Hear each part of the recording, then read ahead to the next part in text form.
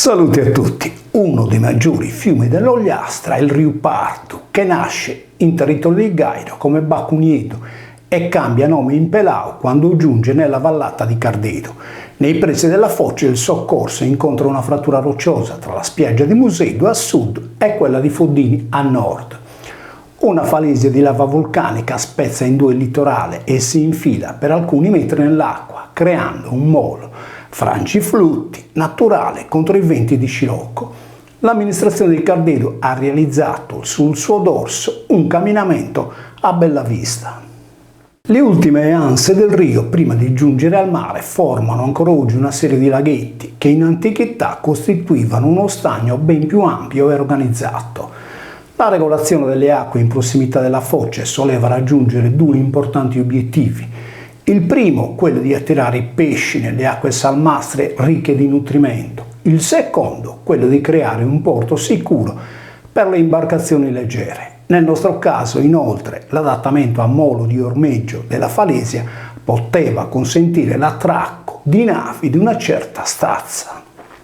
La stazione di sosta denominata Portienses, riportata nell'itinerario antonino a 24 miglia, 35,52 km dal porto di Sulcis a nord e a 20 miglia, 29,6 km da Sarkapos a sud, altro non era che il porto Ibenses, a cui è stata sincopata la consonante intervocalica B dell'originario Portu Ibessu. In questo modo si riesce meglio a legare il nome Ibenses alla collina che ancora sovrasta lo stagno, chiamata oggi Cucuru Costa Iba. In sardo Saiba, oltre a essere un cognome, è pure il colle conico, roccioso o sabbioso, posto spesso in prossimità del mare.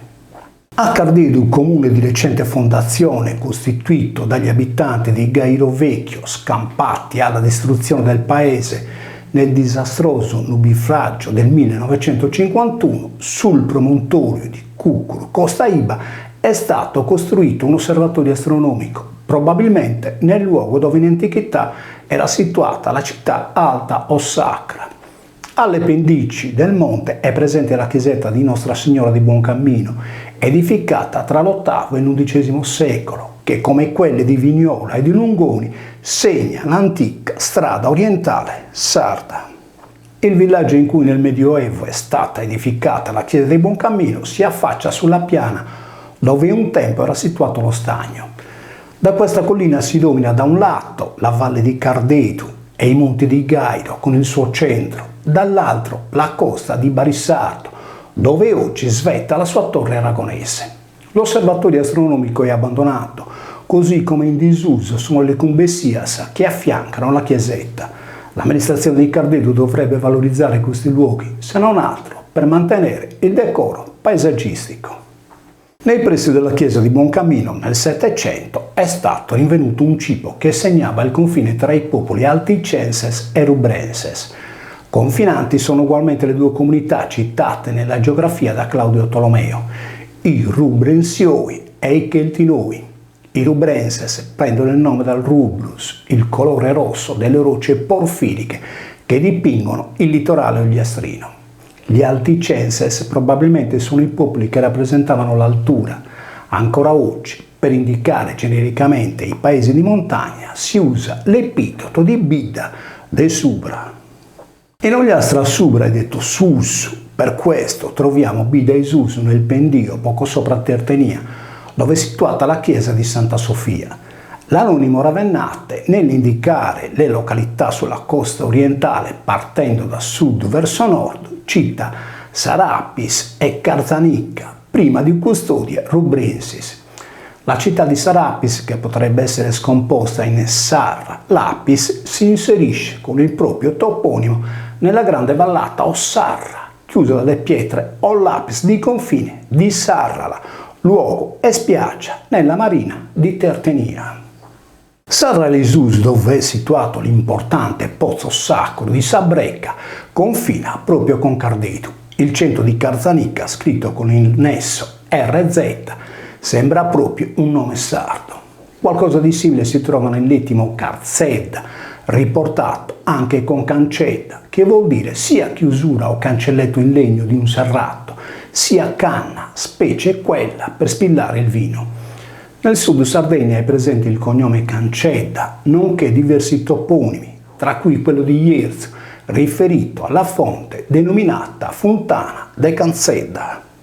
Il sole rosso da cui i rubrenses hanno preso l'ettimo si associa a quello di Gelisuli, il galasole o sole galano de Sarbeschida, che quando sorge da oriente fa moltiplicare dai raggi che si abbattono sulle acque del mare dello stagno il colore purpureo delle rocce. Le rocce rosse di Arbatax, chiamata nelle varie carte topografiche Alba Iosa o Alba Radiosa, contraddistinguono quel tratto di mare fino a Tertenia.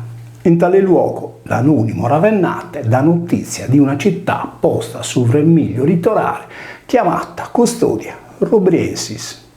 Una ipotetica collocazione areale di questo centro è data da alcuni storici presso la cittadina di Barissardo, omonima della Bari pugliese e per questo integrata con l'attributo di Sardo, ma è il sostantivo custodia a svelarci la posizione esatta della città portuale. Custodia significa in latino carcere, prigione, detenzione, guardia, eccetera. Nei pressi della foce del Rio Pardo Pelao, lungo un rivolo che vi si immette, è presente un pozzo sacro, costruito in blocchi rossi di pietra locale e denominato Subresuneddu o Subresuni, la prigione. Questo pozzo sacro megalitico ci dà informazioni molto importanti. Innanzitutto ci dice che i porti o gli astrini sugli stagni risalgono a tempi immemorabili, così come le strade che li collegavano.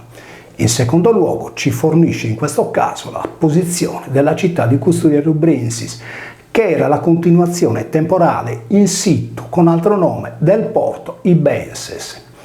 Durante il Medioevo il pozzo sacro, abbandonato dalle sacerdotesse, divenne in alcuni casi una prigione, ma non nel senso moderno del termine custodia.